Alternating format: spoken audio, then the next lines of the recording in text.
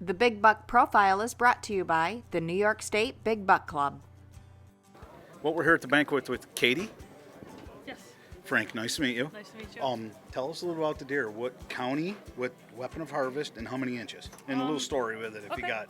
Yeah, so this 10-point here, I actually didn't come up with a name for him yet, but I watched him all year, and he was never in the same place twice. He was always like bottom of the property, middle, top, and I never got to see him, except for on trail cam. So I hunted him real hard. Almost every day I was out there during bow season, crossbow. I saw little bucks, decent 2.5-year-old deer, and I never was like, no, wait. So on December 5th, in the middle of the day, this guy comes around, and he just came out of nowhere, and all I saw was the rack. I didn't even see the body, and I knew exactly which deer it was. So I've been hunting with my grandfather's Marlin 30-30. He gave it to me right before he passed. Awesome. And I hunt in Broome, and so this deer and I have a little bit of history. I got pictures of him from the year before, and I decided that this was the deer I needed to have last year, and so it was a pretty good day. Of course, it's noontime, so I'm sitting on my phone thinking nothing's gonna come by, and I just saw the sun hit his antlers just right, and I looked up, about 85 yards, there he was. And That's awesome. he laid down, and I had no shot, and now I'm sitting in my tree stand, and I've got my gun, the gun bars up, and I've got my gun up, and I'm like shaking because I'm nervous. I don't want him to smell The fever. me. Well, kinda. Not so much that I was, there's a big buck in front of me, but it's the situation you're in. Absolutely. You don't want him to wind you. You don't want him to hear you.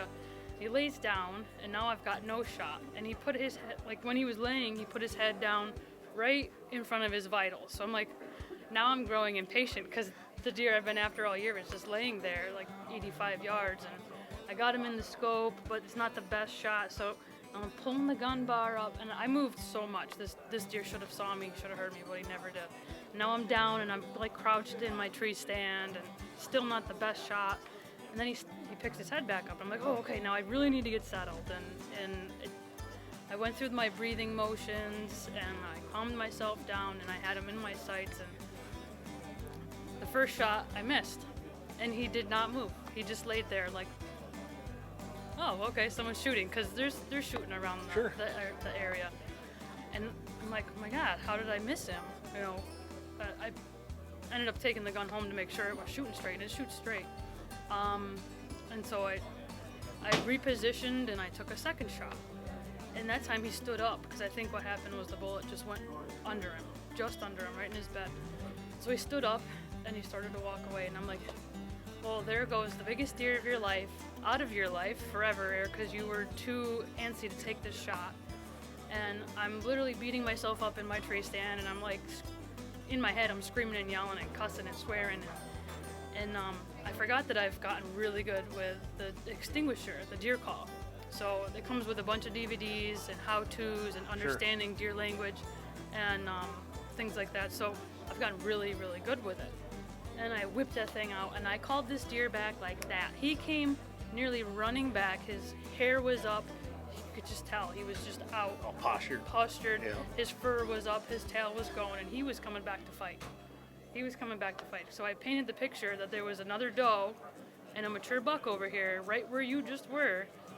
Came right back, and I videoed it, and I still get, slapped in the back of the head a couple times. Like, what are you doing? You missed them twice, and now you're gonna whip your phone out and take a video of it. So the third time was the charm, and he went about 45 yards and piled up in almost the same spot as the year before. I got a really nice 8-pointer that I was after all year as well. So, Wow.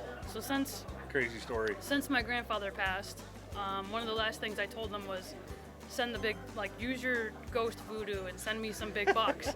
And since he's passed, the last year we hunted together, he couldn't hit the broadside of the barn with his 30-30.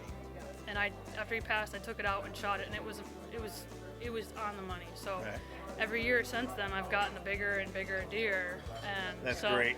I beat last year's 8 was the family's biggest.